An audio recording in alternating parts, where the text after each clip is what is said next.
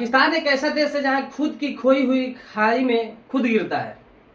पाकिस्तान अगर किसी देश से परेशान होता है या किसी मुश्किल स्थिति में पड़ता है तो उसका जिम्मेवार कोई दूसरा नहीं बल्कि खुद पाकिस्तान होता है।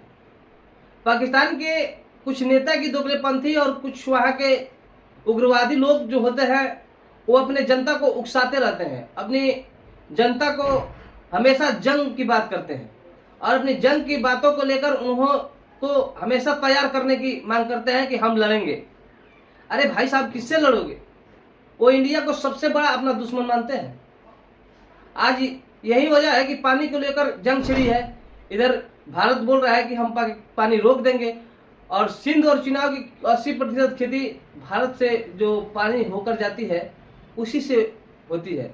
अगर ये पानी भारत रोक देता है तो पाकिस्तान समझो कि प्यास से मर जाएगी, क्योंकि जब सिंध और चुनाव की खेती कमजोर होगी तो फिर उनकी पैदावार कम होगा और जब पैदावार कम होगा तो आखिर पाकिस्तान पूरा खाएगा क्या? और जब खाएगा नहीं तो फिर तो चिड़चिड़ापन होगा। वहां के लोगों में भी ऐसा जंग भर दिया गया है, वहां के लोग भी कह रहे हैं कि पानी के बगैर मरने से अच्छा तो है कि हम जंग में लड़कर मर जाए। यहाँ की जो नेता है उनकी दोगलेपंथी इतना ज्यादा है कि सिर्फ वो भारत को ही टारगेट करना चाहते हैं। हमेशा से धमकियां देते आए हैं, बम से उड़ा देंगे, पानी का धमकी, कभी ये कर देंगे, आतंकवाद का पैदा करके इंडिया में जो भेजते हैं, हमेशा से ऐसी धमकियां देते हैं। लेकिन इंडिया कमजोर थोड़ी है, बाप तो हमेशा बाप ही रहता है और बाप को मारना बहुत ही मुश्किल होता है। लेकिन फिर भी अपनी आदतों से बाज नहीं आता है और हमेशा से पाकिस्तान यही सोचता है कि कब जंग हो, लेकिन पहले अपनी स्थिति को तो सुधार ले।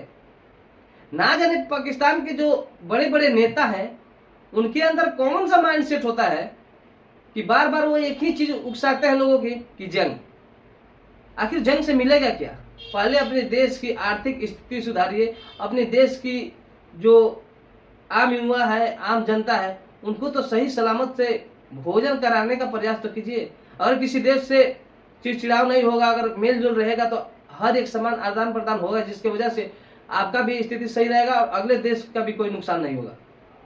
लेकिन पाकिस्तान ऐसा कभी नहीं सोचता और जिसका वजह है कि पाकिस्तान खुद की खोई हुई खाई में खुद गिरता है।